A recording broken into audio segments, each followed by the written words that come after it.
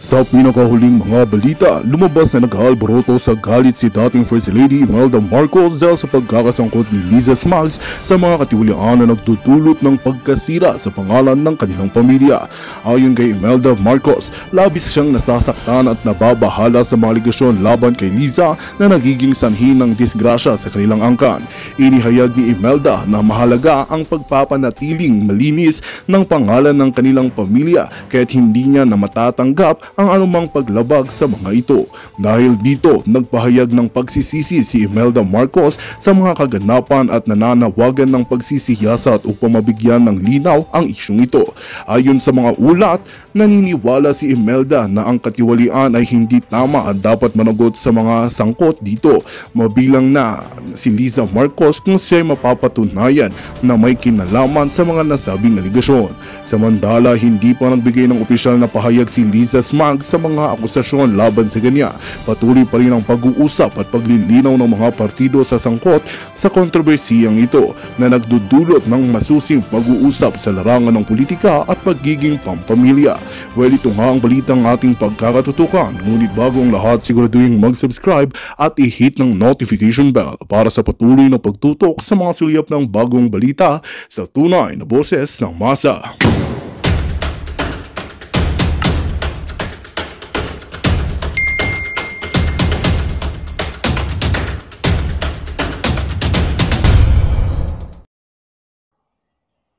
Magandang araw mga kaibigan. Pag-usapan naman natin ngayon ang relationship ni na First Lady Liza at saka ni Senator Amy at ni forever First Lady Imelda Marcos.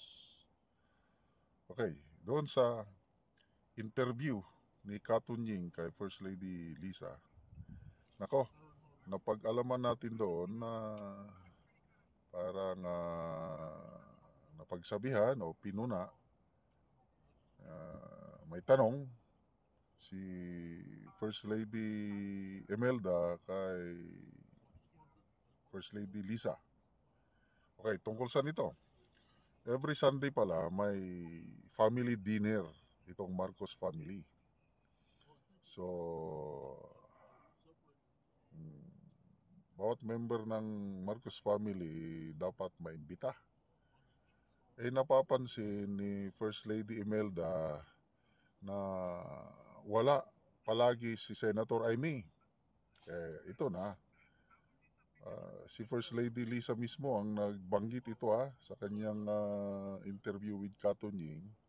Isang araw daw, isang Sunday, nagtanong si First Lady Imelda, "Iha, why are you not inviting Amy?" So yun na. Nakabantay na ang forever First Lady. Nakabantay na. So anong sagot ni First Lady Liza? Na-invite man daw, kaya lang doon lang nag-invite sa group chat. Hindi yung personal invitation. Wala lang. So anyway, dito lumabas interview ni Katunying kay First Lady Liza. Lumabas na kitang-kita na merong tension sa relationship ni First Lady Liza at saka ni Senator Amy. Napag-alaman daw na last time na nagkausap Amy at Liza, last December pa. So ilang buwan na, mag-4 na buwan na hindi nag-uusap ang maghipag. So inamin, the same interview, inamin din ni First Lady Liza na wala na, yung relationship niya with VP Sara, wala na, bad shot. Nasaktan si First Lady Liza sa pagdalo ni VP Sara sa prayer rally sa Davao last year ba yun o itong January, kalimutan ko na. Tapos yung biglang tumawa daw, may video nito although hindi ko pa napanood. May video na tumawa si VP Sara nung nagbitiw ng salita si Pangulong Duterte na drug addict ang Pangulong Marcos. So, yun. Nasaktan si First Lady Lisa. So, inamin niya na bad shot na. Okay. Tungkol naman ito sa kay relationship ni Amy and First Lady with Imelda with Lisa is matagal ko na itong naririnig. Kahit nung election pa, may nakapagsabi na sa akin na hindi nga sila close. Meron akong kaibigan na taga Ilocos Norte. Malapit siya sa Manotok family. Marcos Manotok. Malapit siya kay Senator Amy. Banggit itong kaibigan ko na wala daw. Halos hindi daw nag-uusap yung dalawa. Na yung maghipaga, Amy and Lisa, halos hindi daw nag-uusap. Ano pa yung mga narinig ko, yung nakaupo na si PBBM sa Malacanang, narinig ko, I don't know kung gaano ito katotoo, na itong si Senator Amy mayroong lakad, mayroong importanteng pupuntahan at parang humihiram siya ng helicopter sa PSG. Nako, nung nalaman daw ni First Lady Lisa, sinabi na wag bigyan ng helicopter si Senator Amy. I think si Maharlika ang nagkwento nito. And then, ito nga, yung mga revelasyon ni Maharlika, nung una na hindi pa nagbabati ko si Maharlika sa First Family kay PBBM. Kasi nung una, mga best friends ang mga yan eh. Maalala ko nung after election, nung nanalo na si PBBM, isa si Maharlika, isa sa mga vloggers na unang binigyan ni BBM ng Certificate of Appreciation. Nakita ko yung Certificate of Appreciation na yan, ipinost ni Maharlika na laking pagpapasalamat ni BBM sa tulong ng mga vloggers. Yan na, isa si Maharlika. Kasi nga, grabing pangangampanya ni Maharlika noon sa US. Gumagastos sariling pera si Maharlika para lang ikampanya si BBM. Tapos, yung mga batikos kay BBM nung kampanyahan, si Maharlika ang sumasalo. To a point na yung pagbabatikos niya sa mga dilawan, sama na si then Senator Kiko Pangilinan, muntik pa siyang nakasuhan ng libel dahil nga sa pagdidepensa ni Maharlika kay BBM. So kaya nung nanalo na yon, Certificate of Appreciation, tapos nung kailan na yung inauguration, iilan lang mga vloggers ang naimbita mag-attend ng inauguration at nandun si Maharlika kasama doon. So yun, yung dating mga close na close, yun na, naging magkaaway na at doon ko na nalaman sa panunod ko sa vlog ni Maharlika na nung napapansin na ni Maharlika na iba na ang takbo ng ginagawa ng administrasyon ni PBBM, nagpatulong siya kay Senator Amy. Manang Amy, bakit ganito ang nangyayari? Bakit ganyan? Bakit? Anong sagot daw ni Manang Amy? Ay, pasensya na Maharlika, wala akong powers. Hindi daw niya makaya. Sinong hindi niya makaya? Referring siguro si First Lady Lisa. Okay? Okay, isa pang tanong ni Anthony Taberna kay First Lady Lisa is yung bakit itong si Senator Amy hindi niya dinedepensahan si PBBM sa mga kritisismo. Bagkos siya pa ang bumabatikos sa mga policy ni PBBM lalo na sa foreign relations. Ang sagot ni First Lady Lisa is tanungin niyo siya. I'm just the outlaw. Outlaw. sister-in-law outlaw. Anyway, ano na talaga, itong si Senator Amy, very vocal na rin siya pagdating sa mga palisiya na nakikita niya na hindi na maganda, lalo na yung nalalagay sa panganib ang ating seguridad sa bansa. So yung pagkiling ng administrasyon ni PBBM sa US, yun na talagang nagsasalita na siya na parang warmongering. Palapit tayo sa peligro. So klaro na ang stand ni Senator Amy na yung suporta niya sa mga Duterte, yan isang dahilan din yan na lalong lumalamig yung relasyon nila ni First Lady Liza, plus ito na sa foreign policy na kinokontra ng super ate, di siyempre mawawalan ng lumalamig o nasasaktan si First Lady Liza, kaya yan ang mga palatandaan na hindi na talaga magandang relationship. So Amy VP Sara versus First Lady na ang nangyaring bangayan. So yun po ang kaganapan sa mga relationship ng Marcos at Duterte, na mismo si PBBM inamin niya na masalimuot, complicated ang relationship nitong dating unity team. Parang inseparable itong dalawang grupo na ito. Last election, ngayon wala na. Sa Bisaya pa, bungkag lapinig. Wala na yatang pag-asang maibalik ang unity.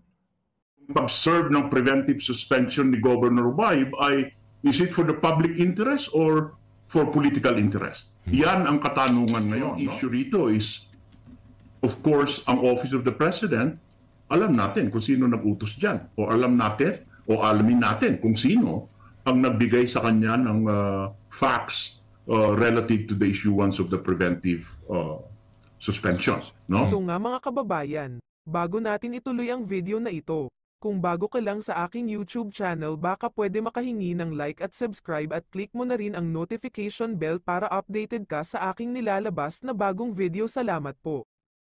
Doon ko nakikita na nag-issue sa permiso sa isang rally ay maaring makita bilang pagsuporta sa mga demokratikong prinsipyo nga, tulad ng kalayaan sa pagpapahayag at pakikilahok sa politika. So malinaw dito na isang hakbang na hadlangan ang mga prinsipyong ito, na kung saan yung rally ay inilaan upang magpahayag doon sa tinatawag natin na mga major issues sa Pilipinas, katulad ng pagsusog o amenda ng ating saligang batas. So yung sulat na ginawa ng Office of the President, ay makikita natin yung persepsyon ng political na pagkiling o ang paggamit ng administratibong kasangkapan upang supilin sa pagtutol.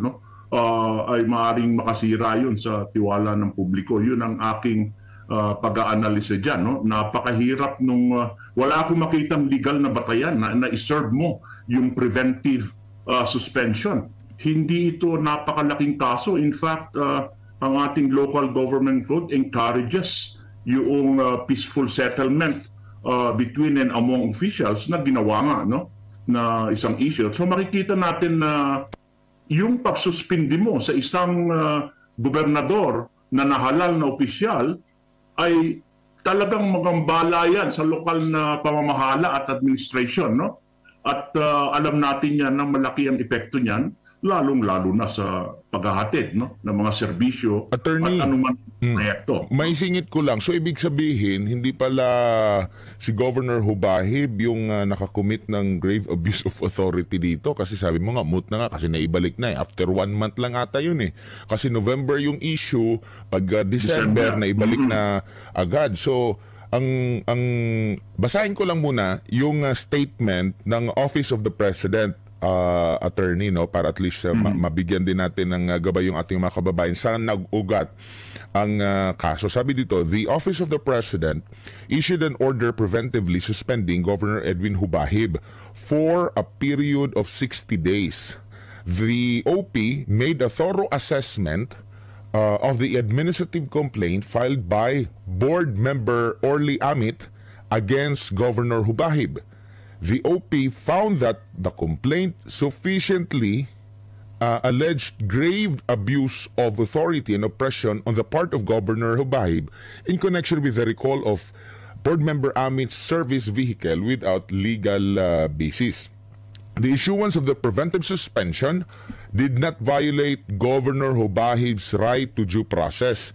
Firstly, his office ordered the respondent's suspension to prevent any undue interference in the conduct of the investigation. And secondly, the preventive suspension of Governor Hubahib was ordered only after the issues were joined in accordance with Section 63 of Republic Act No. 7160 and Section 1 and 4, Rule 6 of the Administrative Order No. 23, Series of 1992. The OP remains committed to ensuring transparency and fairness in all administrative proceedings. Isa pang tanong, attorney, saan ba ang nauuna? Investigasyon ba bago ang preventive suspension or preventive suspension muna bago ang investigasyon? Well, basic naman yan. Kasi alam mo yung preventive suspension, kinakailangan dyan ng proper and appropriate investigation, impartial investigation, no? Napakalinaw yan sa kahit na sa local government code natin. At makikita naman natin dito na kahit na sinasabi ng Office of the President na issues were joined, katulad ng binitawan ni Governor Hubahib ay malinaw na itong suliranin na ito na kung saan ay nagsampa ng complaint ay properly settled even before yung 1 month or less than 2 months na yan na panahon, no?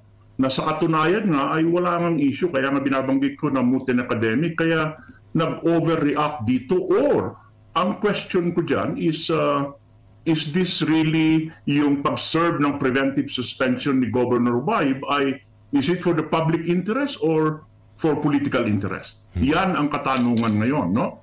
Kasi kung titignan mo, ano bang tawag yun? Walang kabuhay-buhay or napakaliit na eksena na mag-issue ka ng preventive suspension at yung timing mo ay malinaw na merong mas malalim na motibo or intention, no? Ito nga, yung sinasabi ko na ako'y naniniwala na in-issue yan, no?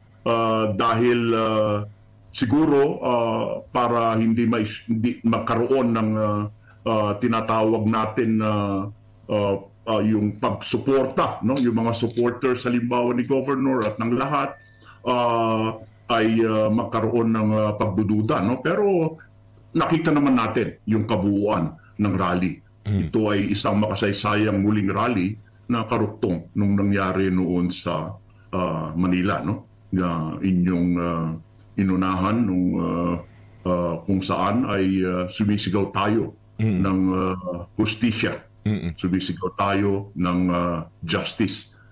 Hindi lang para sa ating bansa, kundi sa mga pangyayari at kay Pastor Quiboloy. Opo, attorney, ito pa. Kasi nga, ang nababanggit ni Governor Hubahib, hindi nagkaroon ng or kung nagkaroon na ng investigasyon bago ang preventive suspension. Kasi sinasabi din ata sa na kailangan mo na ng sapat na dahilan para magkaroon ng preventive suspension. Pero wala daw investigasyon hindi nga siya naimbestigahan, sabi niya. Kaya nga ito, Admar, yung ginawang preventive suspension, kumbaga, ay laro yan sa politika, no?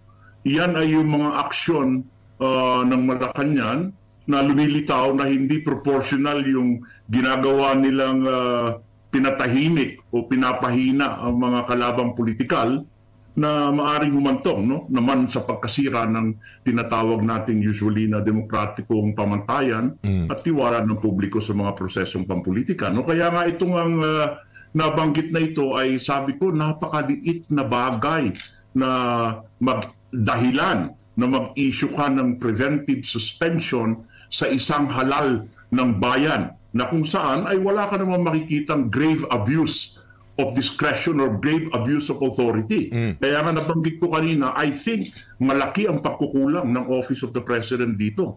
Sila ang mabuso ng authority dito. Attorney, sabi pa nga na ibang netizen na kaya naman yan maresolba sa programa ni Tulfo.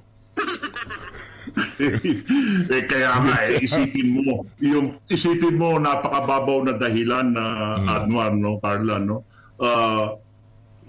Tinawag niya ng pansin na merong kailangan yung paggamit ng sasakyan para gamitin sa engineer's office na in reality ay bahagi yan ng administrative function ng gobernador. Pero at the same time, merong paglilinaw na nangyari, ibinalik yung sasakyan, and then of course, wala nang major issue. So dapat tinignan ng Office of the President na walang issue po rito, walang problema po dahil naresolba peacefully, at iyan naman ang nilalaman at espiritu ng local government code. Sa mga ganitong bagay ay kung pwedeng merong tinatawag nating settlement, wag na nating palakihin. So kaya lalong tumitingkad yung issue na ano ba ang motibo at bakit yung timing is doon mismo after the issuance of that permit rally. Attorney, balikan lang kita mamaya. Merong mga katanungan din si Carla. Yes, Attorney, dagdag ko lang, no? Kasi sabi nga po ng ating dating Pangulong Rodrigo Duterte na what is unbelievable to me is walang notice, wala lahat. Basta sinabi lang sa kanya na umalis po siya dun sa pwesto. Na thinking naman po, Attorney, na taong bayan po yung nagboto po sa kanya to become the governor. Elected, hindi appointed. Oo. So sabi din po na ang pagsuspindi din po kay Governor kay Kuya Gov ay base sa reklamong grave abuse of authority at oppression na inihain ni Davao del Norte Provincial Board Member Orly Amit. And then giniit din po ng ating dating Pangulong Rodrigo Duterte na ang suspension po kay Hubahib ay may kinalaman umano sa pagdalo nito sa prayer rally ng mga pro-Duterte supporters. Ano po yung masasabi niyo po dito, Attorney? Well, kaya nga tama yung agam-agam at saka analysis ni dating Pangulong Digong. No? Nakatali ito at nakakawing ito sa hindi malinaw yung ebidensya or transparency na ebidensya na ang suspension, meron bang katwiran to? May batayan ba ito sa batas? At hindi na-impluensyahan ng mga pampolitikong konsiderasyon, no? So, batay dito ay makikita natin na yung preventive suspension na yan ay talagang sumasalungat sa mga tinatawag nating even the principles ng transparency and accountability at pati na mismo ng administrative code at saka ng ating local government code. Kasi tama yung sinasabi mo, Admar and Carla, no? Ano ebidensya? Nagkaroon ba ng hearing dyan? Binigyan ba ng pagkakataon si Governor para mapaliwanag yan? Samantalang isang tawag lang doon sa nagreklamo, malalaman niya na walang problema, na nagsettle na naayos na. So, yun ang nakikita natin na napakalaking problema kung pinapasok mo yung political na consideration.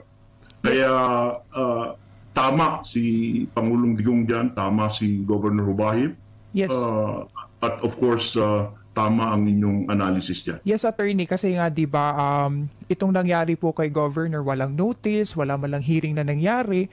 So Tama. parang po talagang nangyari, attorney, no, it really violates the due process of law. Tama po ba, attorney? Tama yan, oo. Violation yan. Kasi kahit na sabihin mong issues were joined, ano ibig sabihin ng issues were joined? Kasi usually, ginagamit lang yan na terminolohiya ng mga abogado kung merong reklamo at ikaw ay sumagot. You filed an answer. Yan, issues were joined. Pero it does not stop there. Kinakailangan merong masusing tinatawag natin ng administratibong proseso upang imbestigahan at tignan kung ano ang magiging batayan at anong ebidensya sa pagsuspinde o pag-issue ng preventive suspension kay Governor Bahib, no? So ito, naresolba ito dapat napakamaliit na bagay. Kaya hanging on their heads is yung timing at uulitin ko yung motibo. Because it did not serve at all the public interest of Davao del Norte citizenry. Ito na ba yung katapusan na may legal remedy pa, attorney, dahil hanggang ngayon ay nagmamatigas pa rin si Governor Bahib. Hindi niya iiwan dahil ang kanyang nararamdaman, injustice yung nangyari sa kanya. Ano po yung natitirang legal remedy ukol dito po, attorney?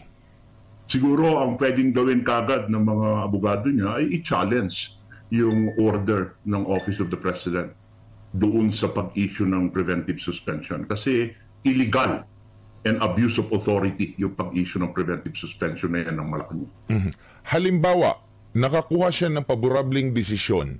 Yung nagpataw ba sa kanya ng utos na isuspend? Kasi grabe din yung damage sa kanya. For sure yan. Dahil biruin mo, isa siyang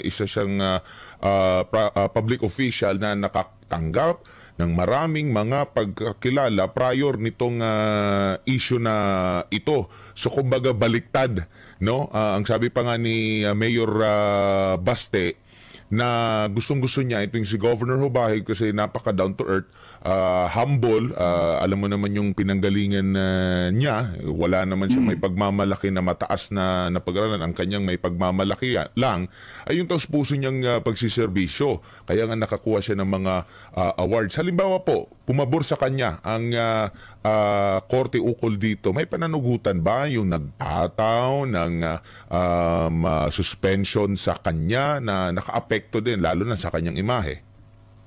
Well, ang nakikita mo diyan, kung merong abuse or grave abuse of authority halimbawa, bagamat may kapangyarihan to issue preventive suspension, ay kumbaga isang konsiderasyon na parang level of corruption yan o political corruption, no? Lalo na kung ikaw ay na-impluensyahan ng political consideration. So ang issue rito is, of course, ang Office of the President, alam natin kung sino nag-utos dyan. O alamin natin kung sino ang nagbigay sa kanya ng facts relative to the issuance of the preventive suspension. No? So I'm pretty sure na doon sa pagpa-file halimbawa ng case, papasukin at pa-filean ng Secretary ng DILG at pati na ang Office of the President na nag-issue niyan. No? So malaki ang most likely ang pananagutan na